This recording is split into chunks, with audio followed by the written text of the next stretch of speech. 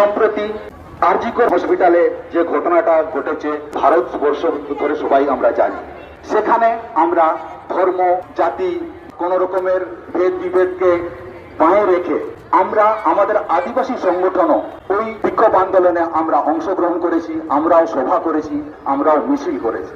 কিন্তু দুর্ভাগ্যের ব্যাপার, যতগুলো আমি সভা দেখেছি, যখনই কোনো আমাদের আদিবাসীর উপরে অত্যাচার হয় তখন কেবলমাত্র আমরা আদিবাসী সংগঠনগুলোই আগে আসে। সেখানে কেন ও আদিবাসীরা থাকে না? কারণটা কি আমি বুঝতে পারি না।